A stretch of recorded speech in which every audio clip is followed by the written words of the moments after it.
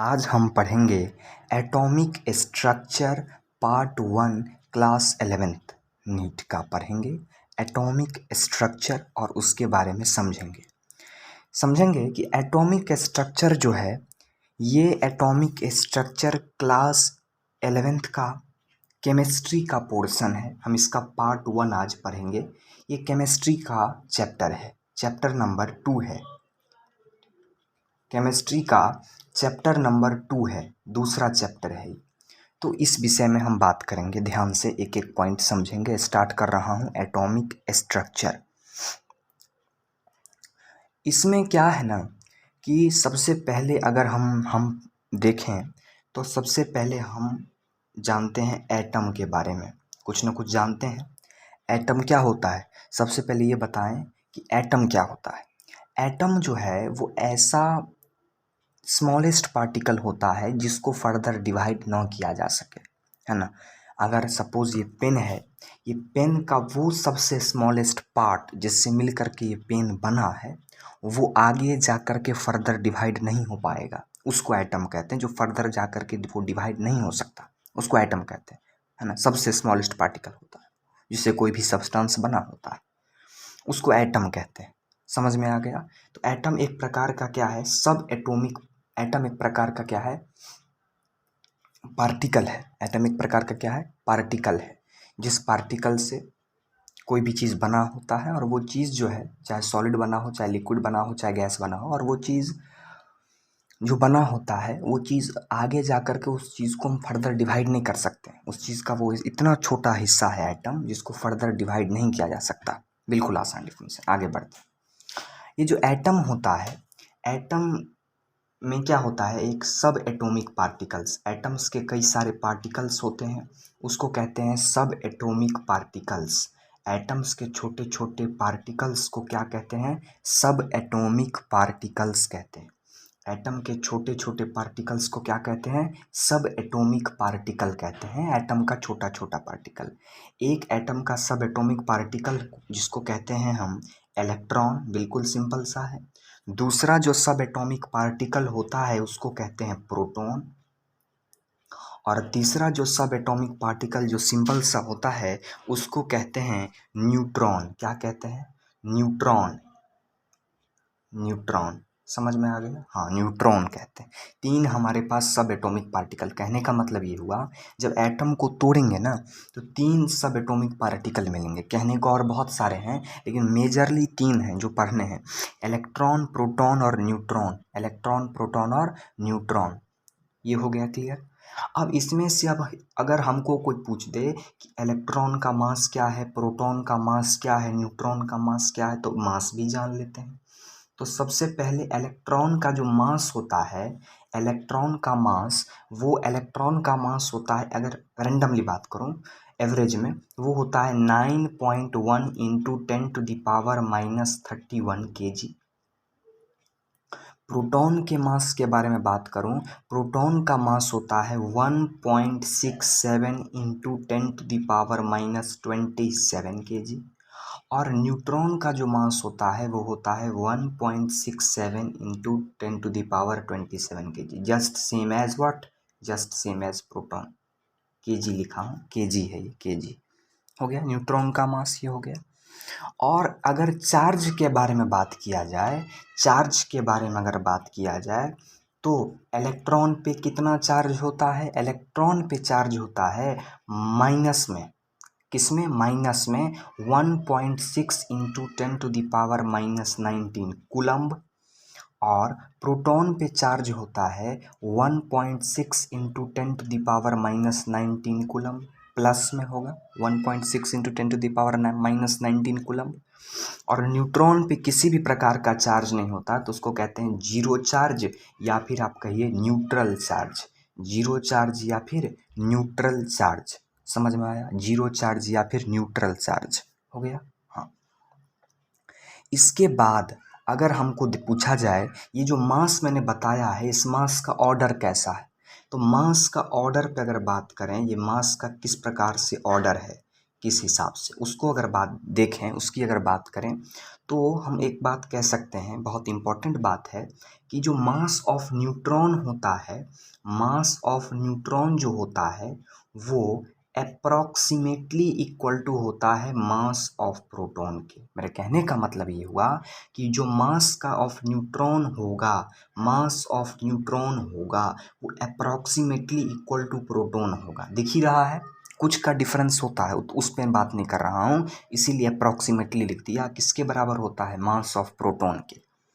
और जो mass of proton जो होता है, मास ऑफ प्रोटॉन की जो बात करूँ और मास ऑफ न्यूट्रॉन दोनों को अगर देखें, उससे कई गुना छोटा होता है क्या? उससे कई गुना छोटा होता है मास ऑफ इलेक्ट्रॉन का। मतलब मास ऑफ इलेक्ट्रॉन बहुत छोटा होता है, बहुत छोटा होता है। तो हम एक बात लिख सकते हैं, ये भी बड़ा इंपॉर्टेंट बात लिख रहा हूँ कि मास ऑफ इलेक्ट्रॉन बहुत छोटा होता है। वो किसके बराबर होता है? वो होता है 1/1837, मतलब 1/1837वां भाग होता है मास ऑफ इलेक्ट्रॉन। किसके?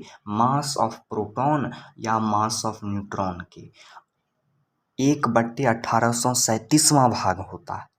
ये हो गया क्लियर? यानी कि मास ऑफ इलेक्ट्रॉन जो है वो बहुत छोटा होता है, वो मास ऑफ प्रोटॉन और मास ऑफ न्यूट्रॉन के 1/1837 होता है, मतलब 1/1837वां भाग होता है। क्लियर हो गया? हाँ। किसका? मास ऑफ प्रोटॉन या मास ऑफ न्यूट्रॉन का। ये मास का कुछ ऑर्डर बताया और कुछ कंसेप्ट बताया मास से रिलेटेड। ठीक है, ये हो गया। और हमने पढ़ा था या पढ़ेंगे, जब इसके बाद जब हम फर्स्ट चैप्टर पढ़ेंगे तो हम पढ़ेंगे वहाँ पर कि जो एटॉमिक नंबर होता है, एटॉमिक नंबर होता है वो किसके बराबर। एटॉमिक नंबर को पहले लिखते हैं, क्या है, रिप्रेजेंट कैसे करते हैं? जेड से। और वो किसके बराबर होता है? वो होता है नंबर ऑफ प्रोटॉन्स के बराबर। किसके बराबर? नंबर ऑफ प्रोटॉन्स के बराबर। मतलब एटॉमिक नंबर का रिप्रेजेंटेशन हुआ जेड से, और वो किसके बराबर होता है? नंबर ऑफ प्रोटॉन्स के बराबर। और मास नंबर को अगर बात करूं तो मास नंबर को किससे डिनोट करते हैं? ए से। और मास नंबर बराबर क्या होता है? मास नंबर बराबर होता है number of proton plus neutron. फिर से बता रहा हूँ, एटॉमिक नंबर को जेड से रिप्रेजेंट करते हैं, उसका मतलब होता है number of proton. Atomic number मतलब नंबर ऑफ प्रोटॉन। और मास नंबर को ए से रिप्रेजेंट करते हैं, मास नंबर को ए से रिप्रेजेंट करते हैं। और मास नंबर बराबर होता है number of proton plus number of neutron. और इसी number of proton plus number of neutron को क्या कहते हैं? न्यूक्लियॉन्स कहते हैं। न्यूक्लियॉन्स। न्यूक्लियॉन्स क्यों कहते हैं? Number of proton plus number of neutron जिसको मास नंबर कह रहे हैं, उसको न्यूक्लियॉन्स क्यों कह रहे हैं? क्योंकि प्रोटॉन और न्यूट्रॉन किस में रहता है? एटम के न्यूक्लियस में रहता है। और एटम के ऑर्बिट पर कौन घूमता है? इलेक्ट्रॉन घूमता है।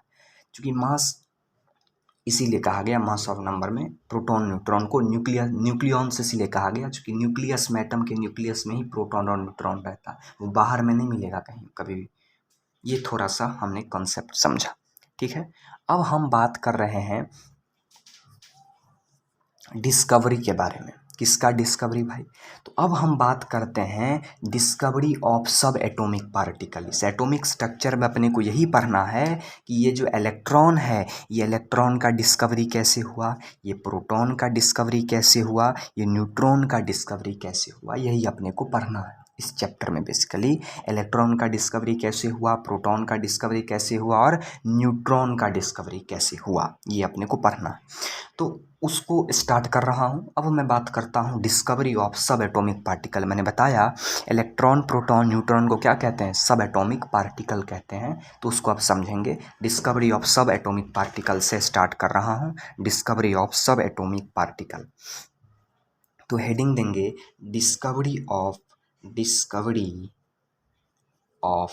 सब एटॉमिक पार्टिकल्स। सब एटॉमिक पार्टिकल्स। ये जो सब एटॉमिक पार्टिकल मैंने कहा, इलेक्ट्रॉन, प्रोटॉन और न्यूट्रॉन, इसका डिस्कवरी कैसे हुआ, इसकी खोज कैसे हुई, उसको अब मैं समझ रहा हूँ। सबसे पहले क्या किया गया? एक डिस्चार्ज ट्यूब लिया गया। डिस्चार्ज ट्यूब क्या है? डिस्चार्ज ट्यूब क्या है कि एक्सपेरिमेंट करने के लिए, अभी ये बेसिक कंटेक्स्ट पे आ रहा हूँ, किसका अब डिस्कवरी पढ़ेंगे वो इसके बाद हम पढ़ेंगे, लेकिन थोड़ा सा डिस्कवरी ऑफ सब एटॉमिक पार्टिकल समझने से पहले थोड़ा सा कुछ जानकारी ले रहा हूँ, उसके बाद आगे तो समझेंगे ही डिटेल में। अभी इस पे ध्यान नहीं देंगे, अभी जो पढ़ा रहे हैं यहाँ पर इसको हम समझेंगे कि हम क्या लिए, एक डिस्चार्ज ट्यूब लिए। डिस्चार्ज ट्यूब कहने का मतलब एक ग्लास का रॉड टाइप का लिए जिसमें बहुत सारा स्पेस होता है, बड़ा सा होता है, वो लैब में होता है डिस्चार्ज ट्यूब, ठीक है। हाँ, ये डिस्चार्ज ट्यूब में दो इलेक्ट्रोड हुआ, क्या होता है, दो इलेक्ट्रोड, दो इलेक्ट्रोड। एक इलेक्ट्रोड ये हुआ जिसको हमने एक टर्मिनल से जोड़ा, किसके टर्मिनल से, एक बैटरी के टर्मिनल से। यहाँ क्या रख दिया, यहाँ हमने रख दिया सपोज बैटरी रख दिया। तो इस दो इलेक्ट्रोड में से एक इलेक्ट्रोड को एक बैटरी के टर्मिनल से, दूसरे इलेक्ट्रोड को दूसरे बैटरी के टर्मिनल से। सपोज कर रहा हूँ अगर हम ये हमारे पास चूंकि एक इलेक्ट्रोड ये है और दूसरा इलेक्ट्रोड ये है, इस इलेक्ट्रोड का नाम अगर हम कैथोड रख दें, क्या नाम रख दें, कैथोड नाम रख दें, क्या नाम रख दें, कैथोड। और इस इलेक्ट्रोड का क्या नाम रख दिया जाए, एनोड, ठीक है। तो हमेशा ध्यान रखेंगे कैथोड पे कौन सा चार्ज होता है, नेगेटिव या पॉजिटिव। तो कैथोड पे हमेशा ध्यान रखेंगे, कैथोड पे होता है निगेटिव चार्ज। कौन सा चार्ज, निगेटिव चार्ज। और एनोड पे हमेशा होता है पॉजिटिव चार्ज। कौन सा चार्ज, पॉजिटिव चार्ज, ठीक है। ये हो गया, ये काम कर लिया। ये क्या है, तो इसको साइड में लिखता हूँ। ये है हमारे पास डिस्चार्ज ट्यूब, ये है हमारे पास कौन सा ट्यूब, डिस्चार्ज, DISC है ये, सी, डिस्चार्ज ट्यूब। ये क्या है, डिस्चार्ज ट्यूब है, हो गया। और ये दो इलेक्ट्रोड, एक एनोड और एक कैथोड, ठीक है। अब इसमें क्या किया गया, इसमें एक्सपेरिमेंट करने के लिए अगर डिस्कवरी करना है सब एटॉमिक पार्टिकल का, तो इसमें क्या किया गया, बहुत लो प्रेशर कर दिया गया, वेरी लो प्रेशर कर दिया गया। किसका वेरी लो प्रेशर कर दिया गया, एयर का। जो कुछ भी रखा गया एयर उसमें, उसको बहुत कम प्रेशर पर रखा गया। ये एक तरह से कह सकते हैं वैक्यूम कर दिया गया, वैक्यूम कर दिया गया खाली, मतलब बहुत कम प्रेशर पे। या रखा भी ना तो बहुत कम प्रेशर पे, very low pressure, at very low pressure, बहुत कम प्रेशर रखा। क्लियर हो गया, बहुत कम प्रेशर रखा। अब एयर का जब बहुत, इस डिस्चार्ज ट्यूब में बहुत कम प्रेशर रखा, very low pressure, very low pressure पर रख दिया। क्लियर है, हाँ। और बैटरी में जो वोल्टेज डाला, बैटरी में जो वोल्टेज डाला वो क्या लो वोल्टेज था, नहीं, वो बहुत ज़्यादा हाई वोल्टेज था। प्रेशर तो बहुत कम रखा, लेकिन वोल्टेज देने की जब बारी आई तो उसने वोल्टेज को क्या कर दिया, एक्सपेरिमेंट करने वालों ने वोल्टेज को बहुत हाई ले लिया, वेरी हाई वोल्टेज कर दिया। क्या कर दिया, वेरी हाई वोल्टेज कर दिया, बहुत ज़्यादा वोल्टेज कर दिया, ठीक है। तभी जाके ये एक्सपेरिमेंट पॉसिबल हो पाएगा। क्योंकि एक बात हमें जानना है, अगर इसके अंदर से एयर ही फ्लो करे या कुछ भी फ्लो करे, एयर जो होता है, अगर एयर की ही बात करूँ तो क्या एयर जो है, अगर यहाँ से करंट चलना चालू होगा तो करंट जाएगा। अगर इसमें एयर रख दूं तो क्या करंट इस इलेक्ट्रोड से इस इलेक्ट्रोड तक जा पाएगा, नहीं जा पाएगा। क्यों, क्योंकि एयर इंसुलेटर होता है। एयर क्या होता है, इंसुलेटर। एयर से करंट फ्लो नहीं करता, एयर से करंट फ्लो नहीं करता। अगर एयर से करंट फ्लो करना चालू हो जाए तो हमें तार लगाने की ज़रूरत ही नहीं पड़ेगी, पावर हाउस से डायरेक्ट बिना तार का ही बिजली घर में आ जाएगा। एयर, क्योंकि क्या होता है, एयर इंसुलेटर होता है, एयर कंडक्टर नहीं होता। उसको कह सकते हैं air is a poor conductor of electricity, है ना, पुअर कंडक्टर है। तो इसी कारण से उसको कंडक्टर बनाने के लिए अपने को क्या करना पड़ा, वोल्टेज को ज़्यादा करना पड़ा, प्रेशर को कम करना पड़ा, ठीक है। तो मैं लिख रहा हूँ कि एयर जो है एक्चुअल में पुअर कंडक्टर ऑफ इलेक्ट्रिसिटी है। Air is poor conductor of electricity. Air क्या है, पुअर कंडक्टर है, किसका, इलेक्ट्रिसिटी का। Air is poor conductor of electricity. लेकिन एयर को कंडक्टर बनाने के लिए, to make air as a conductor, air as a conductor, अपने को एयर को कंडक्टर बनाने के लिए, जिससे वो बिजली को यहाँ से यहाँ पास करे, अपने को क्या करना पड़ेगा, यहाँ पर जो है वोल्टेज को जो है यहाँ पर हाई करना पड़ेगा। अपने को क्या करना पड़ेगा, एयर कभी, to make air as a conductor we have to do what, we have to increase the voltage supply, we have to give very high voltage, very high voltage, very high voltage। अपने को voltage क्या करना पड़ेगा, बहुत ज़्यादा देना पड़ेगा, voltage बहुत ज़्यादा देना पड़ेगा। एंड वेरी लो प्रेशर, और प्रेशर कैसा देना पड़ेगा, वेरी लो प्रेशर। प्रेशर को क्या करना पड़ेगा, प्रेशर को जो है बहुत कम रखना पड़ेगा, प्रेशर को बहुत कम रखना पड़ेगा। वोल्टेज को क्या करना पड़ेगा, बहुत ज़्यादा करना पड़ेगा, तब जाके ये एक्सपेरिमेंट पॉसिबल हो सकता, नहीं तो नहीं होगा। जब एयर ही नहीं पास करेगा तो इलेक्ट्रोड लगाने का मतलब क्या, तो एक्सपेरिमेंट हो ही नहीं पाएगा। क्लियर है। तो अब हम पढ़ने जा रहे हैं डिस्कवरी ऑफ सब एटॉमिक पार्टिकल। बेसिस बता दिया, ये करना पड़ेगा एक्सपेरिमेंट को करने से पहले। ठीक है, क्योंकि 2 पार्टिकल का जो डिस्कवरी हुआ इसी डिस्चार्ज ट्यूब में हुआ है, तो उसको हम समझेंगे आगे, लेकिन एक बेसिस हमने आपको समझा दिया। इस हिसाब का सेटअप अपने को करना पड़ेगा, तभी हो सकता है ना, तभी हो सकता है। अब हम लेने जा रहे हैं अगले टॉपिक में। अब हम समझेंगे डिस्कवरी ऑफ किसी न किसी पार्टिकल का हम डिस्कवरी समझेंगे। इसके बाद हम समझेंगे discovery of electron, discovery of electron, जो कि किसके द्वारा किया गया, जो कि किनके द्वारा किया गया, जे थॉमसन के द्वारा।